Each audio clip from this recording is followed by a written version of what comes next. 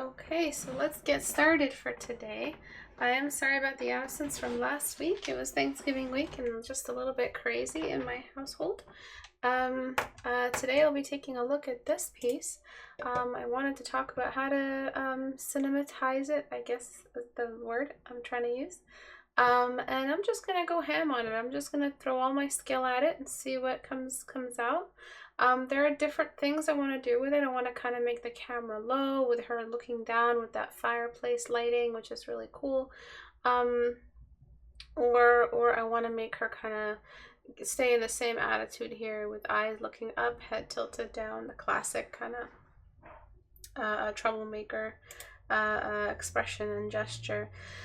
But before I do, there's some important announcements for everybody. I just released a video announcing announcements. And I'd like to announce the announcement video, so please go watch it. I cover everything that is happening, that is going to happen in this channel. Please go watch it. It took me a lot of time to make it, and I appreciate when you guys spend the time to listen to the announcements when it's announcement time, because it does pertain to you, it does pertain to the channel. So if you haven't watched it, please go watch it. It's called Let's Touch Base. I cover the difference between critique hour and apprenticeship. I cover where to send in your work to get critique hours, to get your work in critique hour, to get your work critiqued. And I cover the community challenge and what goes into it. I'll skim over it really quickly now, but the community challenge is due in around 20 days or so. Not really, maybe, yeah, 20 days or so. Not really, more like 18 days. It's a challenge that is geared toward adding environments and secondary light source and a variety of textures into your portfolio. So please have a look at that if you can. Portrait Studio sale will be live tomorrow. It'll go down even lower than it is now, and it'll be on sale for quite a while. I will send out an announcement video on YouTube so no one misses it. If you can hold out, if you haven't bought it yet and you're waiting, wait a little bit longer, and it'll be on sale tomorrow, or as soon as I get my announcement video done. That's it for announcements, I believe. If you are interested in supporting the channel, please consider joining me on Patreon, even if it's just $1 a month. I've been teaching since 2013, and I'd like to get my $1 patrons up to 1,000. So 1,000 $1 patrons, which would be really cool, because it kind of is a small amount from everyone, but together it really does support the channel in a very substantial way. It keeps the channel with this untraceable amount kind of stays bulletproof. There's really, no matter where we go, if I have to migrate to Twitch, if I have to change websites, if I have to stream somewhere else, I really don't, I won't be an effect on my channel if I have to turn off monetization on my channel on YouTube. It's not going to affect the channel in any way. It stays very financially stable. The community stays pretty much self-sustaining. So if you guys can, please do join as $1. I know you'll say it's just $1, somebody else will do it, but usually that's the case when everyone says that. I'm trying to get everybody on board. It's a campaign I've been running for a little while now, and the channel needs it now more than ever because of the notification issues. I used to have 150 viewers per stream. I'm at 17 viewers right now, and it's really a big bummer. And I'm trying to figure out what I'm doing with my channel and what I'm doing wrong. And no, I'm not going to shrink my channel, my videos, and make it kind of like a high-speed, fast food art class. But I've been trying to use stories to send out announcements like that, and I hope to continue to do that. And thank you to everyone who's been giving me suggestions for how to keep the channel active in that way for the new changes YouTube is undergoing. But I don't think YouTube cares anymore about the community aspect of the education topic that they have.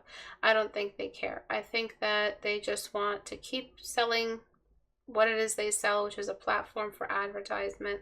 You just look at the way YouTube has changed. It's all about advertisement. It's not about content anymore. It's just trying to be like every other channel, like TikTok or Facebook or Instagram or something like that. It's not really about the content anymore, and that's unfortunate. Twitch, however, is about the stream content. It is ad heavy, but I think its art community is pretty welcomed over there. So I might have to migrate us back to Twitch sometime soon and stop streaming with YouTube. I came to YouTube as a refuge from Twitch after what Twitch did. It was a weird ban that I got that wasn't explained, and they didn't lift the ban until they tried to recruit me for like a subscription channel. After which I told them, you banned me for no reason and didn't get back to me. Seems like somebody who works for you has it out for me or something. And they're like, oh, it was just an error. It was a clerical error. Yeah, okay, sure. But I've been kind of sour about Twitch ever since then. But I might have to go back there just for the sake of getting my channel a little bit more, you know, the recognition it deserves. I've been doing this for a really long time, almost a decade. And it's my pride and joy, and it's what I love to do, and it's my heart and soul, and I'm trying to make choices that assist that help it stay around, that help keep Critique Hour around for years and years to come, for another decade. So that's a lot of announcement talk. Let's get into this. So for this piece, the issues that you're having are everywhere, and really what I want to do is try my best to make it work with what the choices you've already made. So like keep it true to the artist's initial choices. One thing about Twitch, though, I want to say before I get started, is that they are very strict about music. I play music at the start of every class, just for the cue, and they are very strict about nudity. I don't know, have these things changed? Have they been a bit more lenient about the artistic nudity, and whatever? I've never really critiqued full-on lewd nudes. I've done like full frontals where the breasts are visible, but that's it. I've never critiqued anything that has genitalia, and I've never critiqued anything that has extreme gore or extreme sexual content. So I don't know how Twitch is nowadays with the, you know, the rules about nudity, but if you guys could refresh me real quick about them, that way I could make an educated, and I'm also going to look them up, and I'm also going to speak to the recruitment agent that contacted me some time ago, if they're still there, and talk about an agreement with them. But yeah, let me know what it's like for them, you know, for artists on Twitch. What's the experience like? Is it worth a migration? Are people having trouble over there as well? Do our notification systems high fidelity? Like, do they actually send out notifications, or is it also fucked up by some algorithm or some other system that limits users' access to subscribers? But anyway, let me know. Okay, so I'm just going to go through the things I don't like that I'm going to fix. I really don't want to have to explain the design choice behind everything, because I've explained them before in other critique hours. You can't have a washed out character and a washed out background. You can't not have a light source. You can't have a character looking down on the canvas, looking at nothing. These are things I've covered before. There's no story. There's nothing going on. It's a boring character and a boring, not that boring because her design is cool, but that's all you're relying on. You don't really have anything else going for you other than her interesting character. And you can't rely on decoration. A lot of design fundamental rules I just sifted through, but they're pretty much what, oh geez, my table's starting to creak again, man. It's over. But that's what I'm going to go at. Those are the stuff I'm going to aggressively shoot at today. Just trying my best to undo everything I just listed out. The lack of story, lack of direction, lack of environment behind her, lack of space, lack of depth, lack of cinematic direction in any which way, the design, lack of a light source, all of that stuff you know, you gotta list it down. You're having trouble figuring all this stuff out, remembering it. Write a freaking list. When you go to the grocery store and you're trying to remember all of this stuff, do you go in there without a list, like a chaos demon? You probably do. You probably do. So what I'm gonna do really quickly is just darken everything here, because you chose a light background. So I really want to do a silhouette because I just love them and they're a lot of fun. But I want to do both. I wish time allowed me to do both, but I think I'm going to do the darker background. Let me just correct that. So the darker background is fun because what it does is it lets you kind of build a bit of a more dramatic light source where things are receding into the shadow, but it means we need a light source coming from above, and then we need a color for the background that matches everything. So I'm gonna, but yeah, make lists. Lists are great. Lists help you limit your mistake making. They're amazing for, I feel like I should have done the lighter background. No. Revert. Abort. So I want to do the lighter background. I think I'm going to do it. I'm sorry, I'm a bit confused right now because I feel like I could change the perspective on her character as well. Wait a second. Can I? It's just such a weird, all right, yeah. We're doing it. We're going ham. So I'm going to darken her character, lighten the background, establishing the core structure of a silhouette. Okay, and it doesn't have to be fully bright all the way through. We're just establishing the basic general light source that we have to follow in this scene.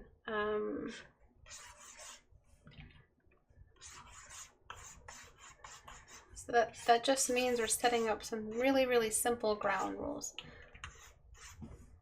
All right, and then selecting inverse. I'm gonna actually just pull her right out and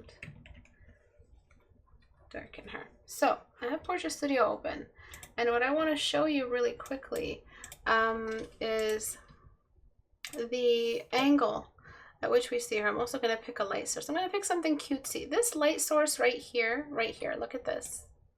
This light source is so boring. So boring. It's horrible. It's just a horrible light source. It's what they use on stock photos and magazines and makeup commercials and makeup magazine spreads, and what you want to do is avoid this at all costs.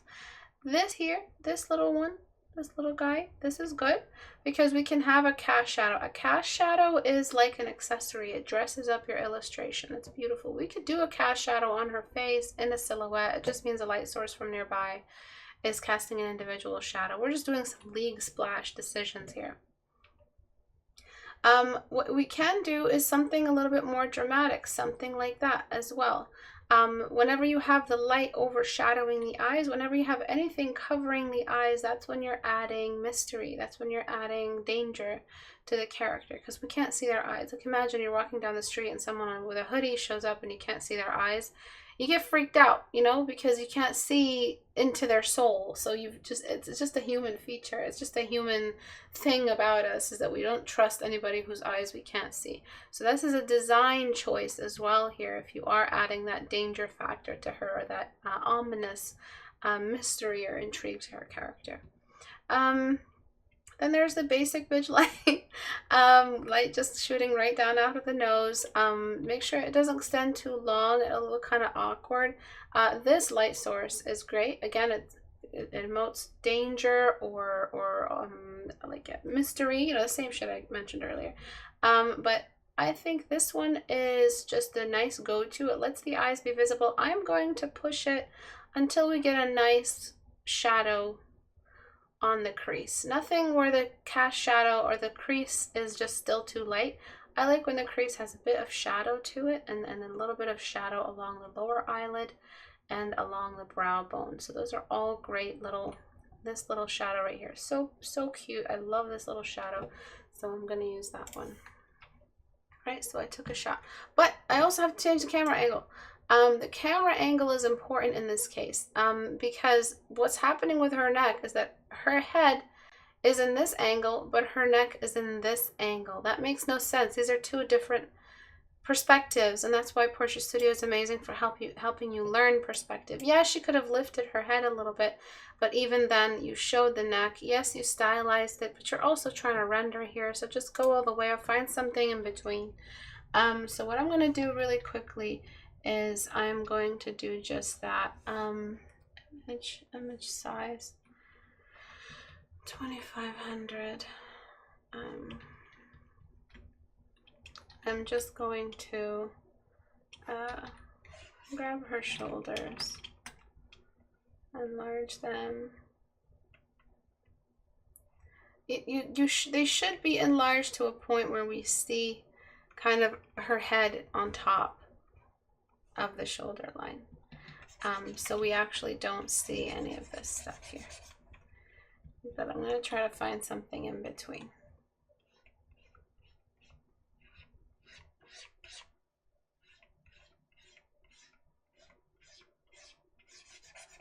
That way the perspective will make a bit more sense with the character.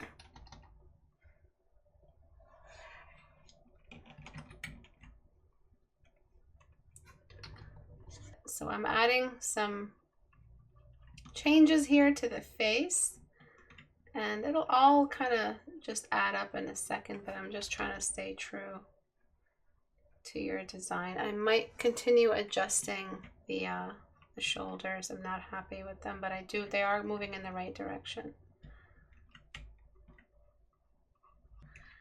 So what I'm doing right now is I am adjusting some of the features on the face so that we get some of that narrative back. So she's looking up at the character. She's got that sly look. Oh, sorry, looking up at the viewer. I'm going to tilt her nose down because I want to continue that feeling like we're looking down at her. She's shorter than us. And I'm going to fix the mouth. The biggest thing about why the face is not working is the mouth right now. The mouth is really, really big. It's not just because she's got a Sally smile. It's because she has this, it's the scale. So look at where it was before. And the teeth were kind of oversized. We really don't need to see a lot of teeth for it to feel like a smiling character. I also want to add a bit of that craziness. I have a feeling this might just be like a kind of an iteration of Harley Quinn of some kind. So I'm just going to go in that direction. I'm just going to add her personality, which is kind of like a crazy pixie, whatever. Crazy pixie toxic bitch. So I'm just going to do that. I'm also going to pull the eyes apart. Another big quality of the beauty standard is that the eyes are spread apart. But we need healthcare in this country. And I need to use my platform to encourage everyone to vote for it because it's getting out of hand. It's getting out of lung. That was bad. That was terrible. All right. So I'm adding that smaller chin, wider face. I also want to open up the eyes a bit more, so I kind of jumped the gun a bit with my with the pupils that I added. I might get rid of them and just add them in a bit after I render. And yeah, I will grab the shoulders and just make them sit behind her a little bit further. So it'll feel like we are looking down at this character.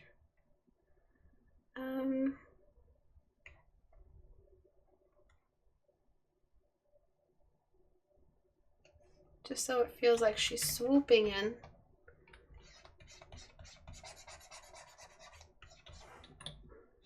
And the neckline, it disappears, and that's that's the thing that's making her look a little bit weird, is that neckline. But again, this is just the stuff that I feel like changing.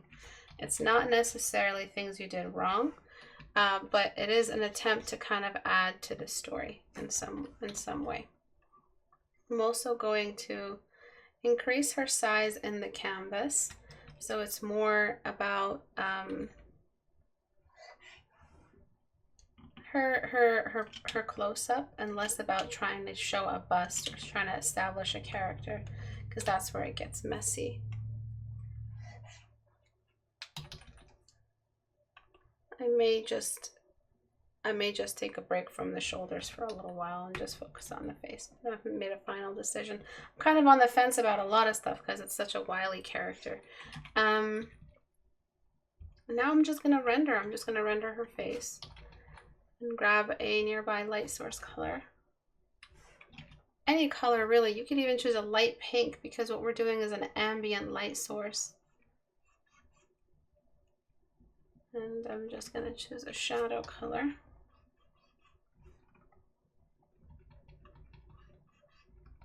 And again, with that eye socket, I want to share the eye socket shadow. I want to show it. A shadow for the eyeball. The side of the nose doesn't need all that much. I'm actually just going to block this stuff.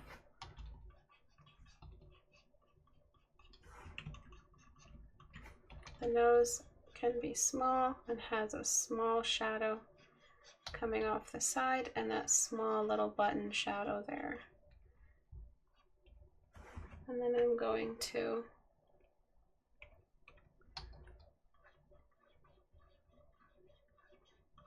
turn these symbolic lashes into more realistic lashes. And the lashes on the far eye should be protruding. They should breach the edge of the face. Just like that. But I am going to go for that kind of crazy eyed character, but also still very beautiful, kind of like a monstrous, but like a pretty zombie type thing, but not really a zombie, it's just her makeup. I'm going to find some pinks, kind of like a reddish pink for the waterline.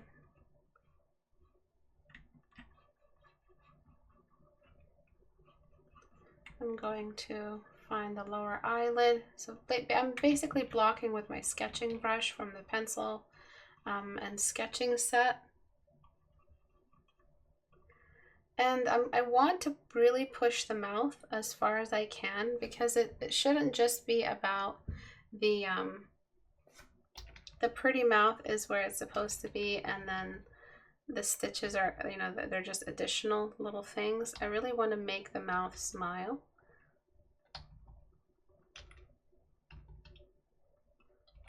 I think it's just going to help the character come through in the way. She looks a bit haunched now. I kind of just regret the whole shoulder thing, but we'll see what happens in a bit. And then I want to move with the with what I did with the eyes. Yeah, I think I will show. I'll just tuck her shoulders down and show her neckline. I'm just trying to show the crazy in the eyes.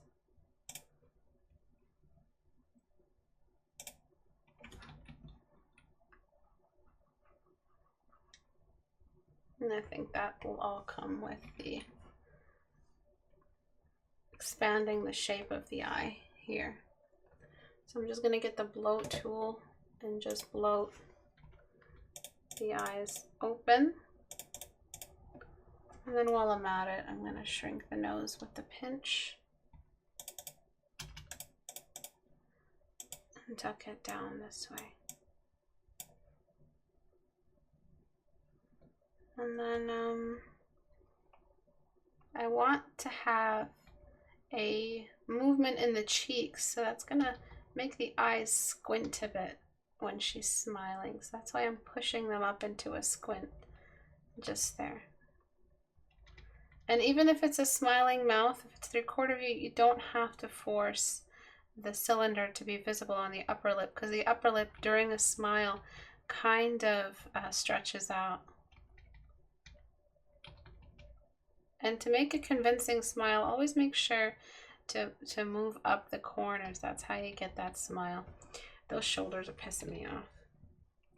All right, so I'm gonna. Now she just looks like she's sneaking up on us. Possibly I might go back and get it to where it was in the before. Oh, I see now. And I'm just gonna make the shoulder act a bit flirtatious. And maybe that's where the before was as well. Oh, no, it wasn't. Okay, so what I want to do now, it's come to me. It's come to me. It's happening. So I'm going to make this shoulder kind of tuck inward like that. So she's kind of doing a... kind of... I can't believe I just did that. Oh, God. Oh, God. So please forget that I just made that noise. But okay, I'm doing it. Whatever I do for the sake of the education experience, the educational value of what I'm doing. I did not just make that noise. Shit. Anyway. So. God. Anyway. So then I'm gonna darken the whole. I'm not even gonna look at the chat. Immersion. Yes, the immersive value. So I'm going to darken the scene. Yes, I know it's really getting dark, but you'll see in a second why that's so important. And you can't just darken. I can't look at the chat at all. You can't just darken on a scale change using the Control U slider. You have to darken with a cooling color as well. Oh, that's too much. So what we're going to do is just cool things down. The green will stay green, but what it will happen is that it will feel a little bit more in tune with the rest of the colors. Yes, the immersive value. I'm going to keep the pupils separate because I want to make them kind of sparkle a little bit, almost with a purpley sheen. So the red doesn't work anymore because obviously it's not adjusted to the purple. I just threw in everything. So I'm going to adjust the red. All right, what is happening? ¿Qué pasó? All right.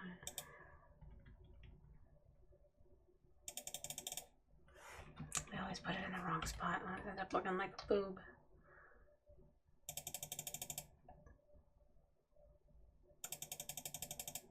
All right. So she's getting that. She still has that cute face, but she's also kind of crazy. She won't just key your car. She'll like kill your new girlfriend. And I'm just gonna saturate it a little bit, and I'm also gonna drown out some of that. See how much time I'm taking just to get the eyes right? That's because that little space right here, see that space? Look, look, look, look. This space right here, it's just everything right now. It's why she looks a little unhinged. Even if the other eye isn't that visible, isn't doing the same thing, it's still increasingly, extremely creepy. And it's adding that appeal, the feeling like this is a character that, you know, it's believable. You can tell that they're disturbed. It's that little bit of space above the eye. And then I'm gonna make sure all my dark spots are in order. Still can't believe I made that noise. And then I'm going to... This isn't critique. This isn't after hours. This is critique hour. Istebrak, I know you've been on break. Just suit up, all right? And I'm just gonna find where that nose really is in this area. Just to give her nose, to kind of give her a crazy nose. Do you know what I mean? One of those really long, witchy noses, but also still remain cute. I just want to make sure we have some of that here. And then another way to make her a little bit on the crazier side is to take that eyebrow and tilt it down this way. Not so much that she's turned into a Karen, but enough that she, and you know, like a Cruella de Vil basically is a Karen, a big Karen. But enough that she has some expression. The eyebrows are when you can't contain your expression anymore. The eyebrows reveal everything. They're part of that whole eyes don't lie thing. So when you have an eyebrow that's kind of lifted up like that, it means she's like really excited about what it is she's about to do. Maybe she's about to press the button on the bomb, on the dynamite, or whatever she fancies. Whatever girls like that do on a Saturday. Alright, and then I'm going to really push some of that shadow under the eye, but just enough. I don't want her to actually read as a zombie. I just want her to feel a little bit like she stays up, kind of like a crackhead. And for kids who are listening, a crackhead means someone whose head, they hit their head so hard that they're no longer thinking straight and they're making bad decisions. So make sure you guys are safe when you're playing in the playground, okay? That's what crackhead means. They've cracked their head. They've been injured. Okay, kids? And I'm just adding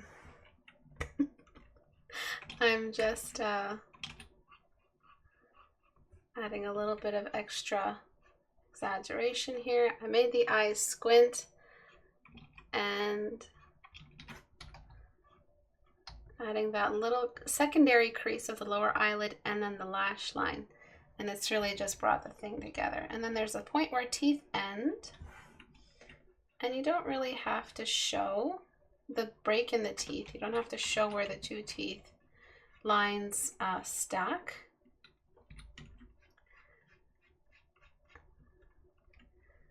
And it kind of looks like a Yordle.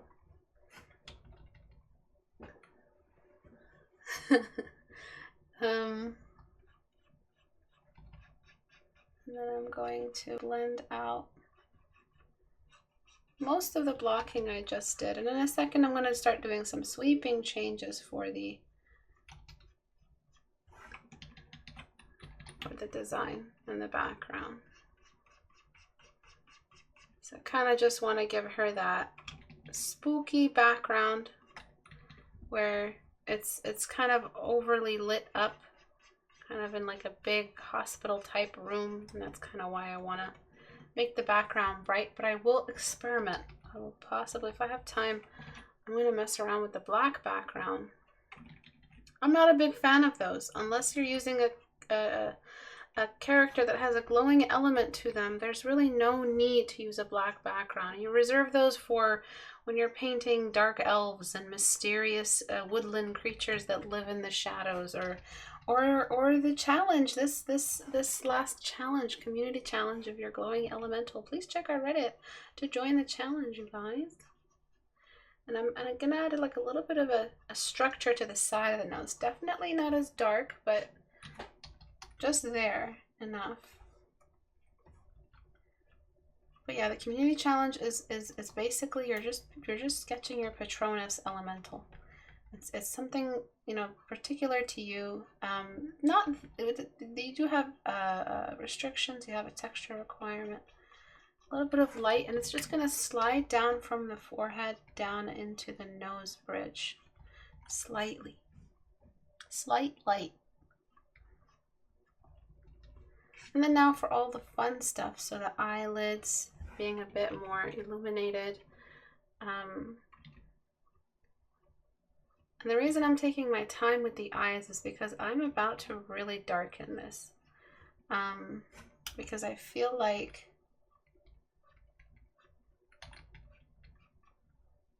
we could get away with a pretty dark image, but with very red eyes. So imagine it, pinkish, purplish, reddish eyes that are a little bit more illuminated than the rest of the face. Kind of like they're just in their own light environment. It's not that she's magical, but it's enough that it's giving her that spooky feel. I'm also going to clean up the lasso in the hair. I will fix the hair in a bit, but oops, that's a shitty lasso. But I will, actually that looks pretty cool. No, it's attracting attention away from the focal point, shut up. And I forgot what I was saying. Been having a lot of memory loss lately. All right. So this lasso on the outside is actually pretty important.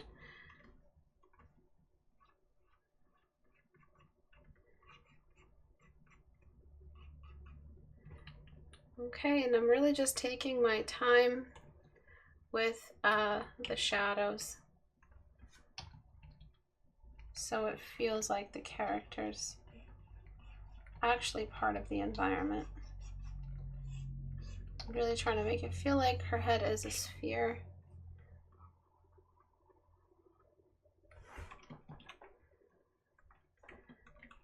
Just focusing on the stuff that'll read from a distance, which is the big geometries. Those things read from a distance.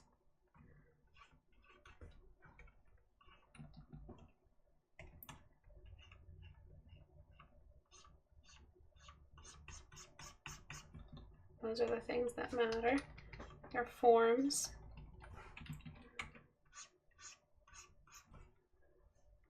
All right, so see these big brush strokes? See how big my brush is? Got big brush energy right now. All right. Listen, I'm old, but I'm not that old, all right? I can say this young people stuff.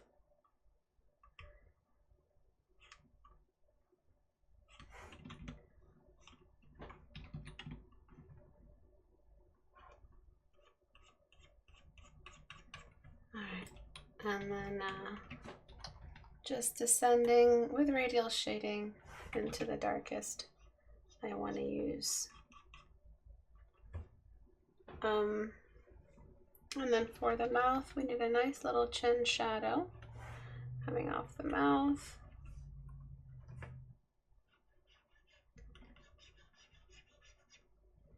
And I'm just fixing up the lips now, finally. So something with the lips, it feels really cool if we were to make them a bit darker. She's gonna have that, I forget what the girl's called from Hotel Transylvania, but I love the little tiny lips they use to draw her, and how big her chin is. So I feel like this would look pretty. But also the red in the previous one looks nice. It's just a bit too bright. So I'm gonna try to find something in between.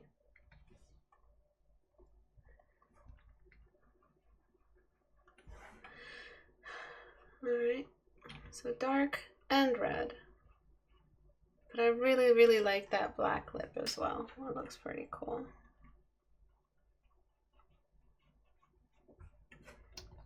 And closing off the teeth.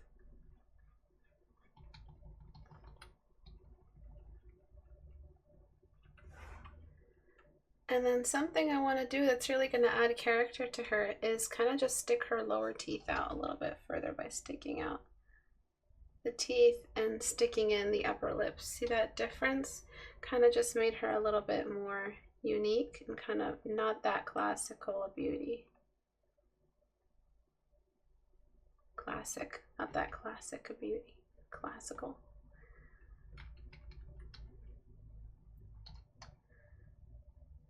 Alright, so sticking out the lower lip and then just giving her like a quirky, crooked smile. Alrighty. And then I believe I will finally darken. I actually do want to darken those first. And then I will, I should have kept them separate, being the fool that I am lately. Alright, so I'm using the same purpley color I used for the lips to darken the upper half of the eyes. And I'm just gonna have fun with it, really. You could do whatever you want.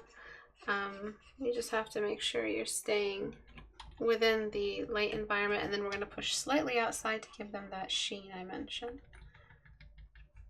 And then a big factor is the blur tool. Make sure you blur the pupil and the iris. And to make her look a little bit more unhinged, you could just make it bleed a little bit.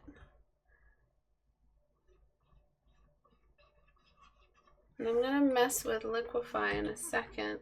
I really want to push the detail. It just depends on what's possible with today's time. I'll try to hurry up with it.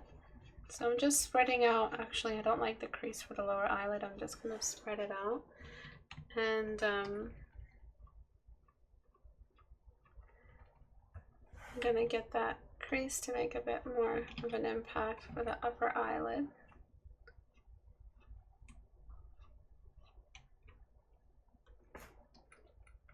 So again, this is going to look different from the before and after because I'm just applying my sensibilities to it. Do you understand? So I'm just, my choices, what I would do if it was my illustration, and go from there. Oh, see, is that you? You're really freaking me out. Oh, she's playing with her soccer ball. Oh my God, she's so cute. All right, so I feel like I could push this a little further. The lower eyelid squint.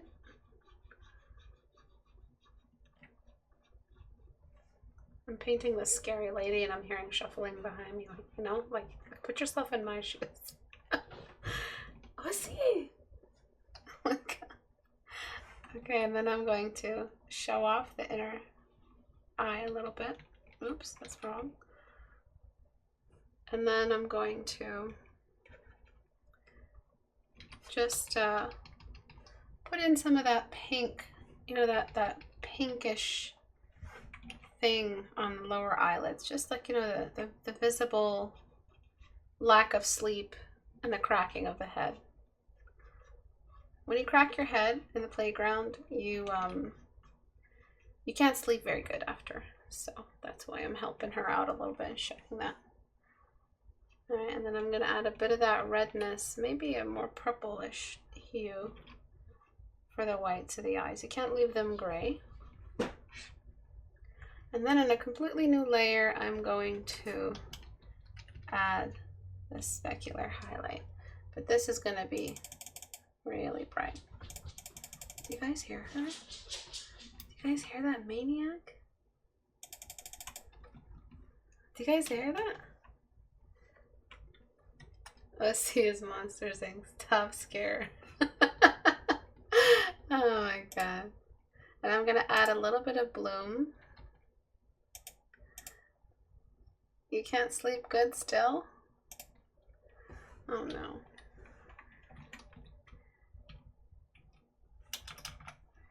And then I'm just going to mess around with the light source. So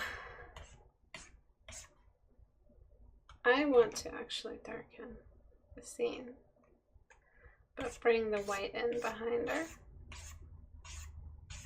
And that's why I just don't know if it's going to be a dark scene or a light scene.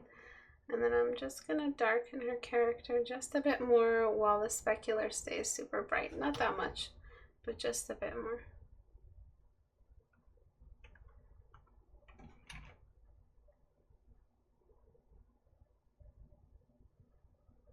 Just trying to find the same exact decisions the author made, but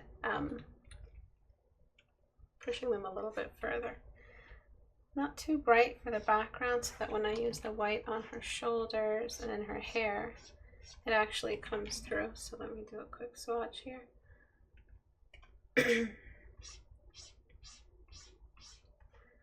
I'm just showing off, this might have been me, just showing off where that light behind her might be coming in. So a little bit of atmosphere created with the light source, little bit of storytelling there, and just kind of just me chilling and pushing the rendering as far as I would. If I had time, obviously, I'd push it even further.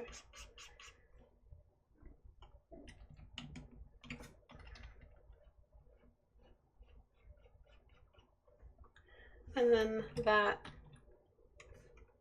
really strong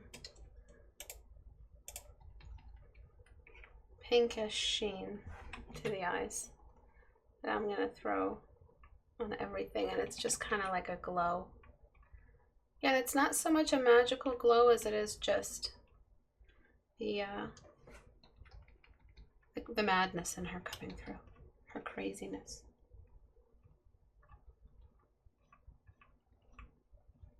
Okay.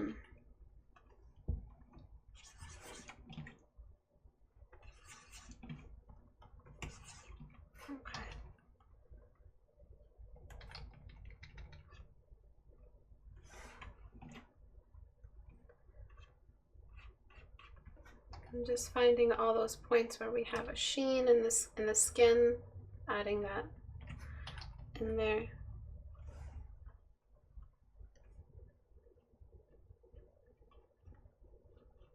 So the stories you guys choose are great. You just don't know how to execute them when you're working with the light, because there's no story, there's no real story happening with the light and story happening with the character's behavior. And if the character is just kind of looking down and away from the viewer, what do we really get then? What are they looking at? And then I'm going to just use burn tool on midtones actually, and just kind of push the shadow around the eyes a little bit more just to hurry up because I'm running out of time. And then highlight on midtones. Dodge tool on midtones, and just try to show, actually in a new layer using white, I'm just going to use soft brush to show where the picture of the environment is on her face, and you do that by using that little trick here. You're just literally drawing the environment in the eyes. Maybe there's a table on the ground, maybe there's a cut in the picture there, and that's how you push the realism in the eyes a little bit more, and you kind of it's not so much making the character look like they're crying, it's just enough to show that there's an environment around them. And I'm just going to re-blur it.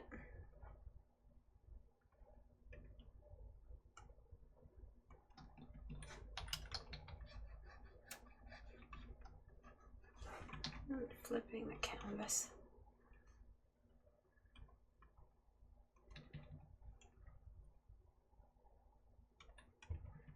Right, and then just finishing off before I clean up the environment. This is in the wrong direction, but it's as if it was makeup, so you could like add that wing, and I might push the shoulders to really overlap the face for that extra kind of pin-up flirtation that I will not imitate again.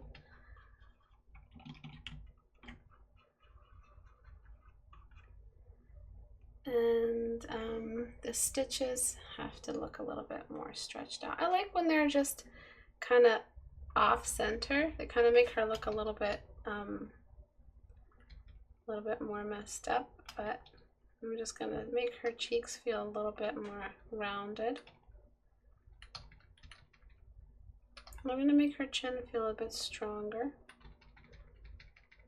Make sure the nostrils actually have size. They're not just tiny little thingies.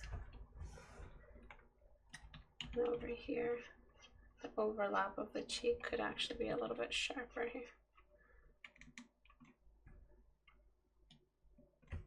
And I'm always going back and forth between how much shadow I want to add to the pupil. And then I'm going to strengthen the eyeliner. Just all those little finishing touches.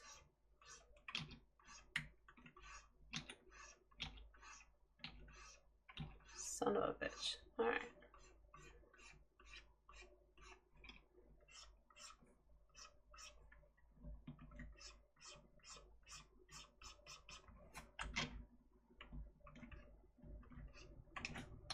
So we see more of one eye in the 3/4 view than we see of any other eye, any other side. So just make sure you have that. And then over here I outlined. All you gotta do is just get rid of the line and keep the edge. What's happening? Why don't you want to smudge anymore? Oh, it's blur.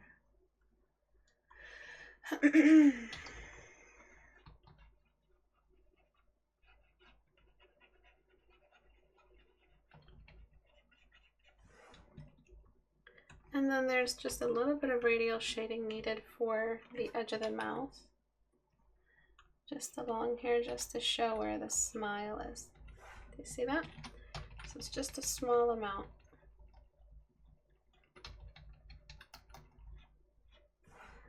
And then just grabbing that. So the colors are all dull still, so I might mess with them just a little bit before I finish up. I'm just completing the chin. If you just flip and flip back, that's not enough of a flip. You have to flip and paint in the flip for a little while for you to actually have had enough time fixing it. I'm going to carry this whole shoulder and oops. Yeah, I'm going to carry the whole shoulder and kind of just make it sit in front. And then I'm going to delete. So it's going to look a bit more flirtatious like that. Then I'll just blend to polish, getting rid of all those little patches.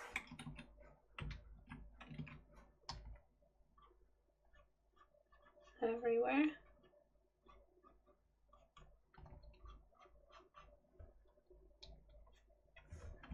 And then just finishing off the shoulders as well. So the shoulders are easy. You just grab the skin tone and then you radially climb up.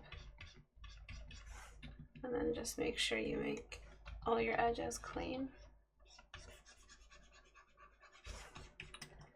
Same thing with the other side. Just grab a skin tone and just remember that it's just a globular form study. That's all it is. The shadow off her neck should be a lot longer and stronger. And that'll help us define this shoulder here. The arm could be a bit smaller.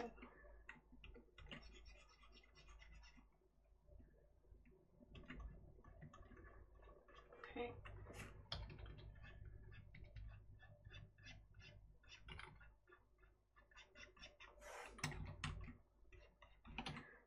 Flipping.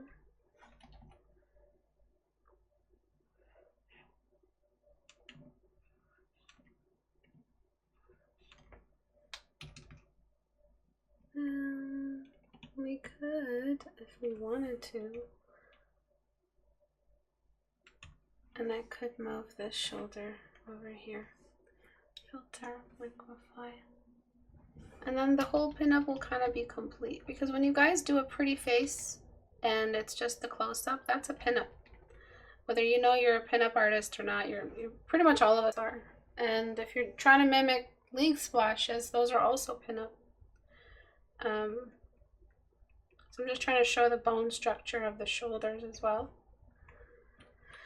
And then I'm just gonna smudge out the lipstick, all of that, you know, that she cracked her head effect.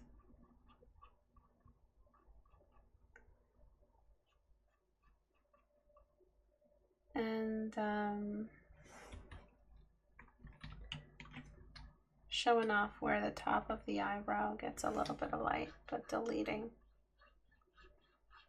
as well. Really nice trick to get the eyebrow bone to feel a little bit more structured. All right, I know class is running a bit long, but bear with me. She kind of lost, she has too much innocence. She kind of lost her madness. So I'm going to just Karen her eyebrows a little bit. I'm going to 401k, $500,000 house, Roth IRA, her eyebrows a little. Retirement, still Social Security, her eyebrows a little bit. Florida, her eyebrows a little. I got more, guys. I got more. I got more. Alright. And then she does, I mean, she's starting to look more and more adorable to me, but I think that's just because I'm the artist. I think a person who has seen this for the first time, that's enough spook factor. You know, it's enough crazy. And then I'm going to get the white of the environment on a low opacity and just use it on all of those areas where we have elevations, tip of the nose, side of the nose, the little current of fluid on the side of the nose for oil and all that, the Cupid's bow, the lip,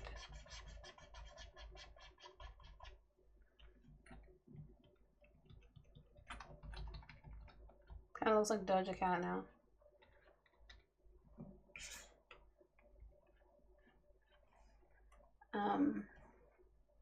Oh, I had another one. I'm gonna boomer her eyebrows. Alright, and then I'm gonna add a little bit of that darker red to her teeth, just because sometimes when you're cracked, your head, your lipstick gets kind of smudged out.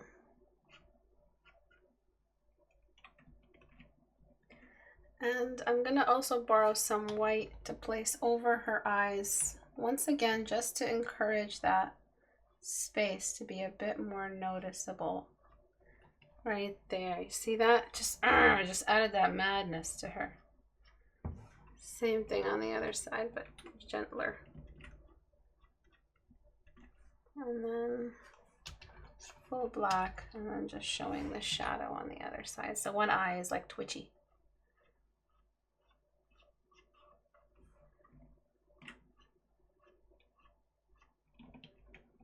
Okay, all right.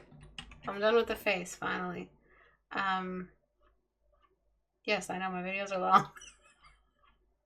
There's nothing I can do. There's nothing I can do to make this go any faster, right? Art is a slow process. I want to add the highlighter to the other eyebrow, but she looks fine now, I guess. And I'm gonna add that little lip wrinkle right there. Kind of like a dimple wrinkle. Any questions? Any questions at all? Definitely looks like Doja Cat now.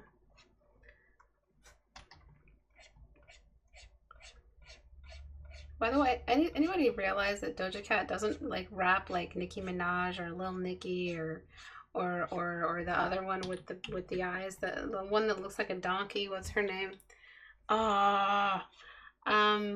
She kind of just has her own thing. She actually raps, and it's not cringy. Now, I have nothing against women who rap, but God, they sound really cringy sometimes.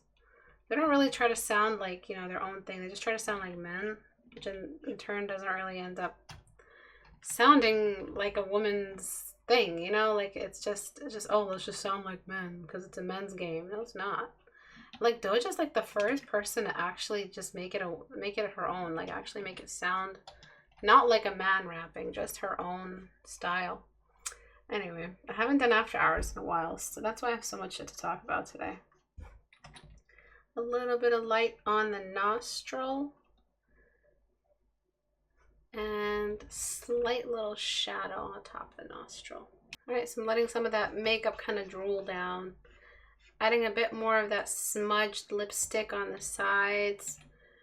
This girl's had a really rough day or the best day of her life. We can't tell, and that's the point. So I'm gonna mess around with dodge tool on her hair because that light behind her, I have no time to push this any further, is doing a lot with her hair. So I'm gonna let it act like it's subsurface. Same thing with this side, but I'm gonna double the layer and go back and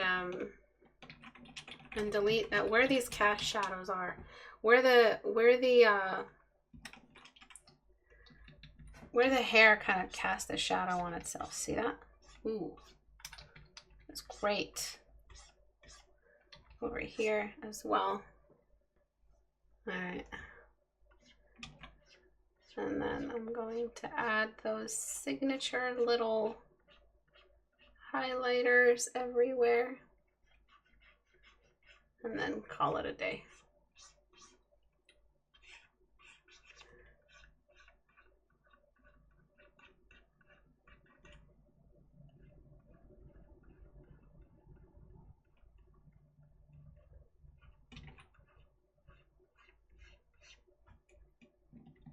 Just a little bit on the far shoulder, just enough that it just got caught in the light. So again, this isn't really an attempt to recreate the person's character, though I did try my best to stay true to it. It's just, you know, the things that I would add to the character. And then I'm just gonna mess with the highlighters here. And then just push that white background maybe up to full white. That makes sense with the full white because of the silhouette I've been trying to incorporate. So we're just gonna make it full white and just call it a day. Even though that isn't gonna show up anymore, the highlighters that I just added to the skin. Let me bring some of those back just to get the thing to read right. I don't know what's happening with this part of her hair, and I wish I knew. Is it blonde? Is it brown? It'd be cool if it had a specific color instead of just that murky color.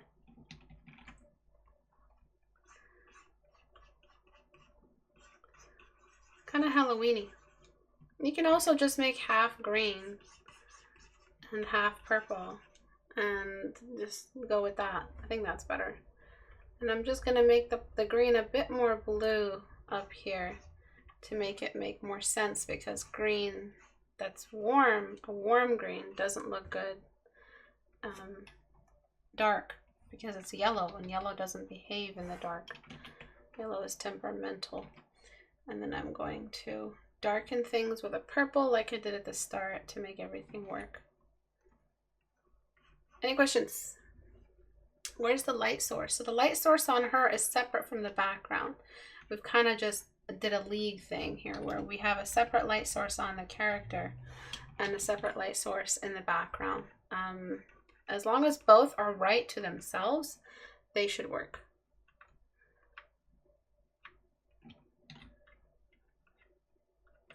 And then the darkening.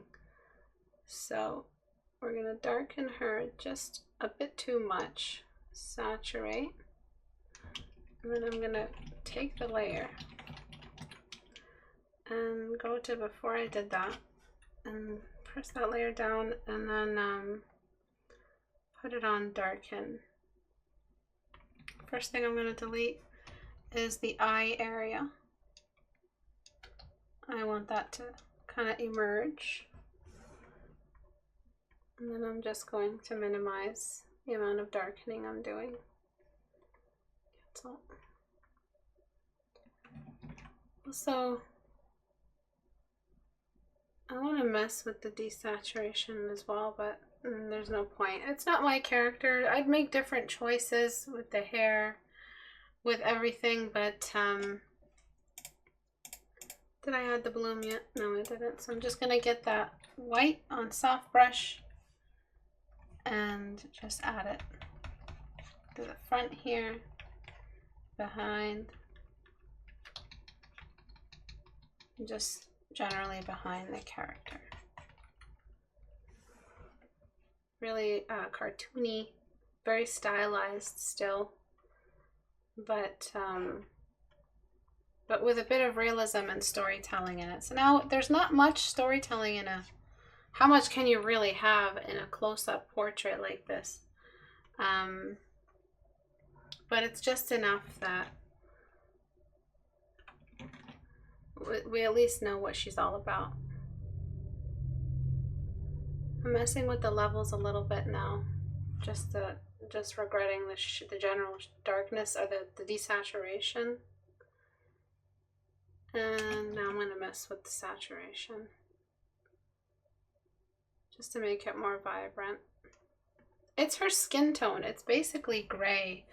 You could like bring in, it's a bit too late now, but you could bring in a skin tone value that'll help us out, or you could just give her a saturated skin tone of some kind.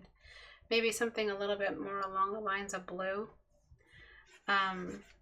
Just to give her some interesting color. Just because she's like grayscale.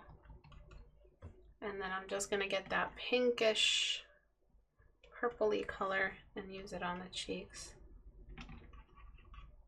A little bit on the nose tip, just there. And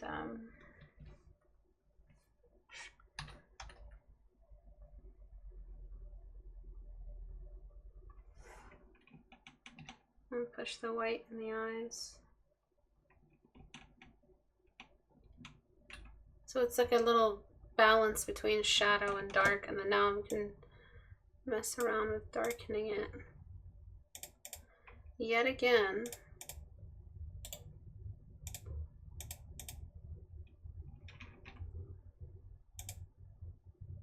And see if it works. And then just like the top half of her character, just up here, as she's gonna get darker as we move up her character. So just like as we, but only on her character, and just a bit darker down here. So it's definitely a silhouette, but it's something a little bit more character friendly. So it's like before the shadows and after the shadows. I want to be a bit more picky with them.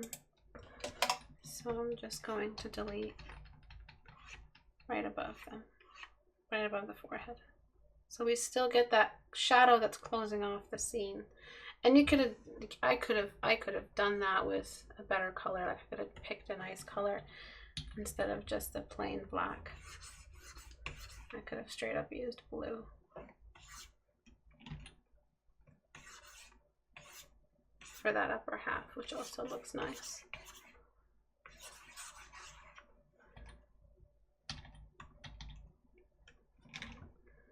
And just desaturating a touch, darkening a touch, and then redeleting some of those areas. You didn't have to use black. What else could I be doing? Just trying to push it the way I would, like if it was my painting. I would try to explore a bit more pockets of subsurface here and there. I'd try to get back some of the sheen in the hair a little bit, but making sure to desaturate it so it still feels like the light source is on the hair. And then I would add like more strands to the hair to make her look a little more crazy.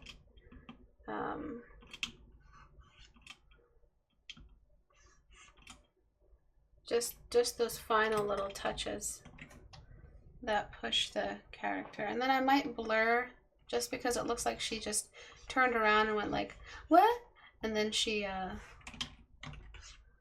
kind of had that like Maybelline hair toss.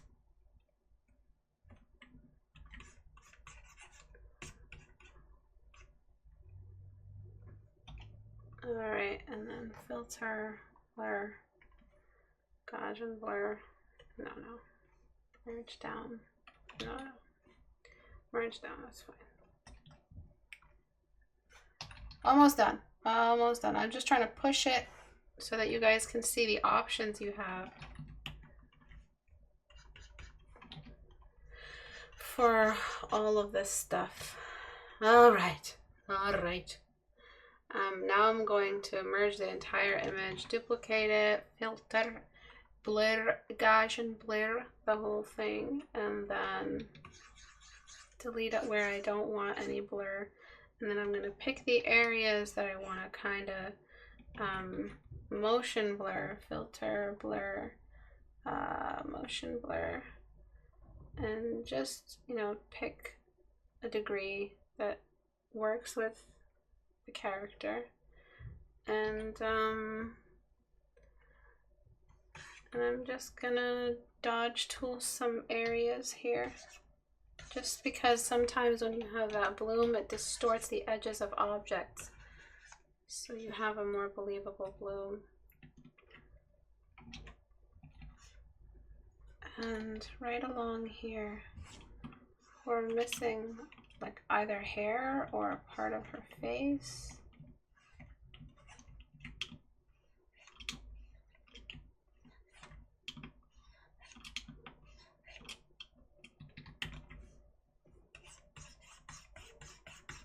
There we go.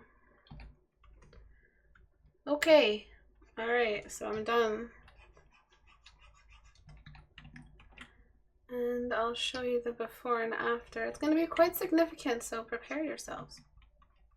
Because I'm, again, this was just about seeing how far I could push the character while keeping the story intact, while also trying to stay true to the original character, but also add a narrative. All right, did I already say that part? Just using the soft brush right now to just add extra strands. The strands are really what make hair feel like hair, even though that's the most dangerous thing an artist could do to destroy the hair texture. So that's why it's allowed to have hair strands on the outside of the texture silhouette, so out here, just not in here, because then it's just too busy and it throws off your focal point.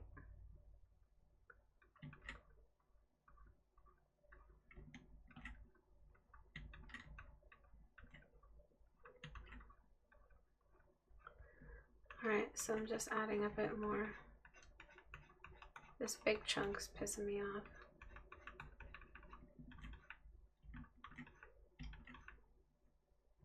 And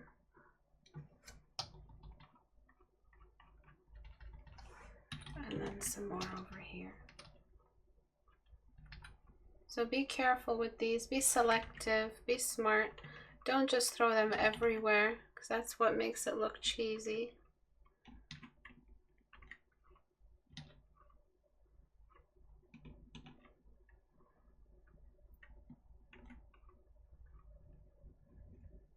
And then a little shadow underneath that strand. Okie dokie. So let's do the before and after. No questions? Istebrak. Hello, Andrew Jackson. Alrighty. Alright, everybody ready? Who's ready? Hold on to your butts.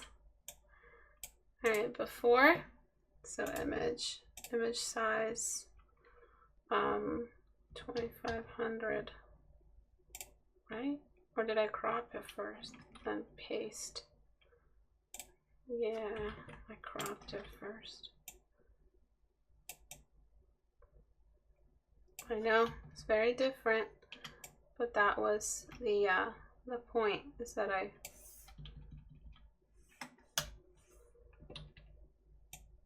did it like that on purpose. So before, so it was just like a sketch before, honestly, but I tried to add the space after. The hair is bothering me a big deal. These three are the same size. You see how that's a problem? You got to make like one of them a different size. So give me a moment. There we go. Much better.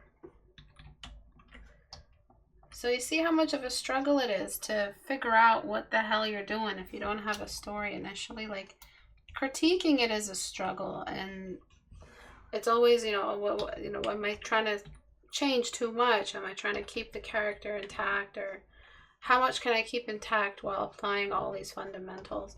So that's the critiquing aspect that's difficult, but don't assume it'll be this difficult for you once you're painting, because you'll have made these decisions early, right? Right? Oh yeah, Istebrak, I made those decisions early. All right, so just adding that extra strand or two before. You see why she's looking down, like why it makes no sense? Why is she looking down? And after. So she had a lot of sheen, now that I see that before, in her eyes. And I kind of stayed a little bit mild with that. So I'm gonna mess with that just a touch more, just a little bit more. Just again, I like to stay true to the character that the artist decided on, while showing them the potential, the future of their skill, what their skill will look like when they do enough form studies, when they do enough of, you know, all the stuff you're supposed to do if you're a good student. That was so passive aggressive. All right, so before, after. So the eyebrows make a bit more sense now. She looks crazy. She's definitely crazy. She's definitely insane. She's definitely I cut off my ex-boyfriend's penis crazy. But I you know, I wanted to work with what you had, where you were headed, you know, where the train was headed with the whole Harley Quinn stitched up lips, Jinx from Arcane type of crazy. Okie dokie schmokies. Van Gogh crazy. So cyberpunk. Yeah, I can see that. And if you don't like the background color, you can change it. You just have to adjust some stuff here and there. It's really not a lot, like if you think about it. The background color won't take that much time to change. It's really as simple as like just a color wash, a color layer. Oops. It's looking normal. And like you could choose that this was the environment and there was like a green neon light somewhere nearby to add to that evil feeling of the character. And that green neon light would be bouncing on her arms and a little bit on her face, and then the background would have been possibly a little darker and spookier. So more of that environment. Ignore the white outline because that's my last opening. Yep, so you don't have to have a white background if you don't want to. Okie dokie. So before, after. So we really took it home. Right? I really pushed it today. If this wasn't something you intended or it's outside of the story you initially wrote, then yeah. But the shoulders were, I think, a better decision. I think you should at least take the shoulder idea. That way she actually looks like a girl, actually looks like a person. Before it kind of looked a bit stiff, like a figure, like an action figure, and not like a character. I don't like the shadow under her mouth, but it's adding to that smudged lipstick look, and it's making it look a little better too. Maybe some subsurface just along her hair over here. I don't know.